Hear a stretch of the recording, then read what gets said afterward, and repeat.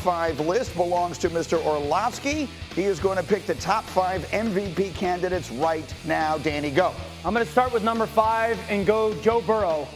I understand that the Cincinnati Bengals have 4 losses. In those 4 losses, 10 touchdowns, 1 interceptions. Joe Burrow making as many difficult, jaw-dropping throws as any quarterback in football right now. The connection with both Jamar Chase and T. Higgins is fantastic. Massive game this week against the Philadelphia Eagles. Joe Burrow at number 5 for the MVP list. Number 4, I'm going to go to the guy that we've talked about a ton today, Derrick Henry. Derrick Henry averages 125 yards a game rushing the football. He averages 6.5 yards per clip right now. The most dominant back in football right now. Derrick Henry is one half of as dominant an offense that we have in the NFL right now going, and the best back in football right now. Number 3, the Detroit Lions quarterback, Jared Goff. Jared Goff right now, think about this. Almost 75% completion percentage from their quarterback. At 9.5 yards attempt, that is a ridiculous amount of efficiency and volume attached together. They're the hottest offense in football. Them and the Baltimore Ravens, the Detroit Lions, their quarterback, the main reason why. Number 2, Josh Allen.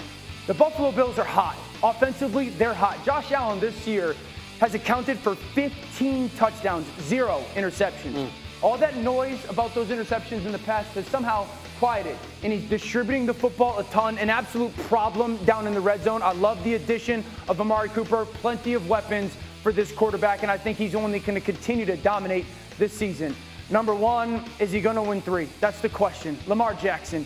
The young man is absolutely sensational. I said a couple weeks ago, I honestly believe he's going to account for 5,500 yards of total offense. Right now, he averages about 317 per game. If that continues, he's going to eclipse that 5,500-yard mark. That's right. This guy right now, he's playing the best football of his career. He's playing the best football in the NFL. So there you have it. There's Dan's list, and that I think is probably the most popular order. Right now at ESPN Bet, Lamar Jackson is the favorite. Patrick Mahomes is second. He is notably not on your list. Neither are several other names. Did anything jump out to you? I would like to see Saquon Barkley on the list. He had Joe Burrow in there at number 5. Saquon Barkley, the Eagles are 4-2. They're winning on his back, multiple touchdowns. He has the most 100-yard scrimmage games of everybody in the NFL right now with 5 of them. So I need to see Saquon on that list. To your point, Burrow has been good as the quarterback. If your team's not winning, I'm not voting for you as MVP. So I'm saying Saquon Barkley, he needs to be number 5 on that list. Yeah, for me, I would have had Jared Goff at number 2. What he's been able to do the last 3 weeks, 58 of 68. Do you know how hard that is to complete passes at that rate? Right now, over 800 yards, 10 touchdowns and 0 interceptions. He's playing lights-out football. But I do like Lamar Jackson at number 1 because over the last 3 weeks, he's been outstanding. Not only a passer, but also doing it on the ground with his legs running the football. The complicated thing about these conversations is that it's almost impossible to divorce yourself from what are you projecting to happen as we go. So it's one thing to say, yes, if you were giving the award right now, which no one ever would do because the teams have played 7 games, then I would give it to, then it'd be very hard to argue with the list that you put together. But as we project forward, my vote is Derrick Henry. And here's the reason why.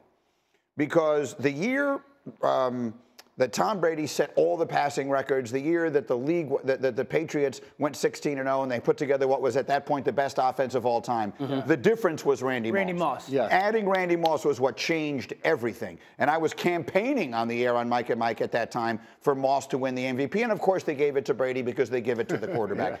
The difference in the Ravens this year, the reason they're going to finally take that next step they haven't been able to, is because of Henry. And I know that that isn't how we choose these things, but if I were voting, I would vote for him because the difference in that offense, the reason they have gone from being great to completely unstoppable is because they have the best running back in the NFL. And here's the difference, though, Greeny. Lamar Jackson has a closer for the first time in his career outside of himself. We've seen in ball games, you know what, Derrick Henry, take it the distance for us, or get us in field goal range, or put us in a position to score a touchdown to close this game out.